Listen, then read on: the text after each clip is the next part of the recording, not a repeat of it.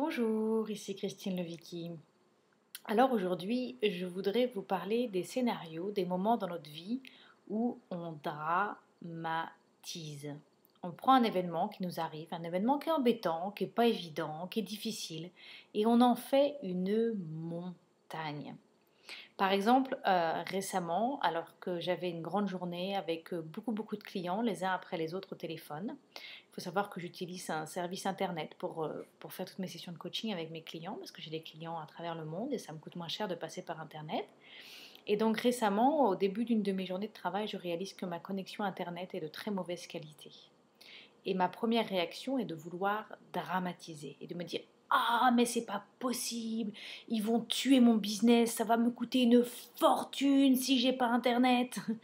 Et donc voilà, j'utilise des mots comme ça va me tuer, ça va me coûter une fortune. Je dramatise, je prends un petit événement et j'en fais une énorme histoire.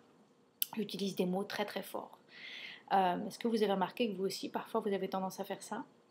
Par exemple, un autre exemple, vous avez déposé votre voiture chez le garagiste, vous avez le garagiste, vous avez prévu d'aller la chercher en fin de journée et vous avez un rendez-vous important avec votre amoureux dans la ville d'à côté le soir.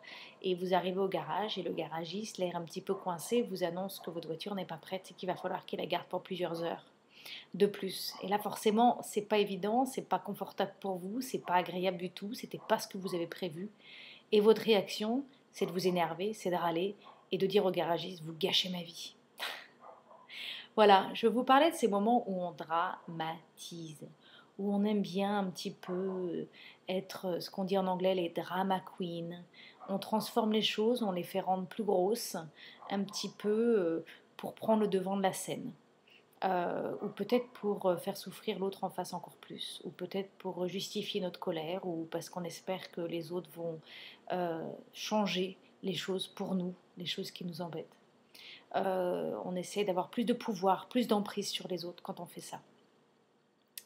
C'est un petit peu comme si on regardait l'événement avec une paire de jumelles et que tout s'agrandissait, prenait plus de taille et je vais y arriver, s'agrandissait.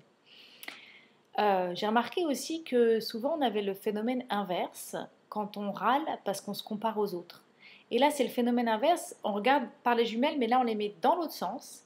Et en fait, on regarde ce que font les autres.